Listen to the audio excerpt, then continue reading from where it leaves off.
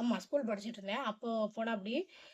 இவ்வளோ காலம் வெளிநாட்ல தான் இருந்தாரு. ஆனா நடுவுல உடம்பு முடியாமலாம் ஆனாரு. அங்கேருந்தே சீரியஸாலாம் கூட்டிட்டு வந்தாங்க. வந்து இங்க தான் இருப்பாரு.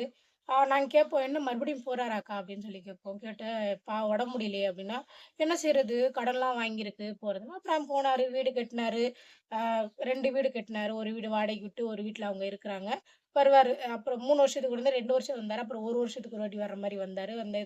இப்போ ரீசென்ட்டா ஒரு 2 வருஷத்துக்கு முன்னாடி ரொம்ப, ரொம்ப சீரியஸா கூட்டிட்டு வந்தாங்க.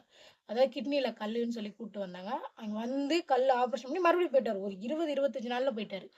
போயிட்டு அப்பவும் நாங்க கேட்டோம், "இல்ல ரொம்ப முடியலன்னு சொல்றீங்க" அப்படின்னு. "பொண்ணு வயசுக்கு வந்துட்டால்ல, என்ன பண்றது? அதான் அனுப்பிச்சு விட்டோம்." நான் சொன்னேன், "ஏன்க்கா வாடகை வருது, அவனுங்க 2 பேரும் படிப்பு முடிச்சுட்டானுங்க" அப்படின்னு சொல்லி சொன்னோம். அப்போ இல்ல, "இல்ல, இல்ல போட்டும் இன்னும் கொஞ்சம் ஒரு 2 வருஷம் இருந்தாருன்னா சரி கட்டிக்கிறலாம்" அப்படின்னு.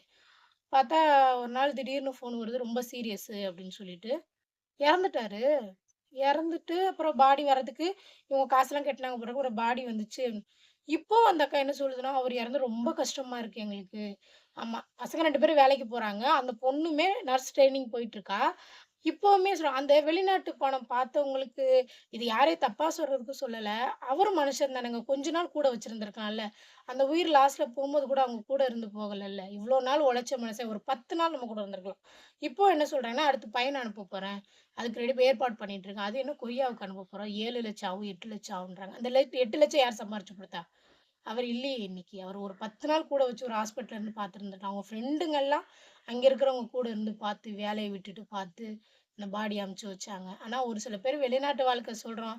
லேடீஸால தாங்க இவங்களோட ஆசை, இவங்களோட இதனால பிரஷர்னால பாவம் அவரால வரவே முடியல. அந்த உயிர் எவ்வளோ அல்லோல் பட்டு போயிருக்கும்ல. இப்ப கூட அத நெனச்சா எனக்கு கொஞ்சம் ஒரு மாரி இருக்கும். ஆனா அவங்க பார்த்தா அவங்க கேஷ் கேஷ்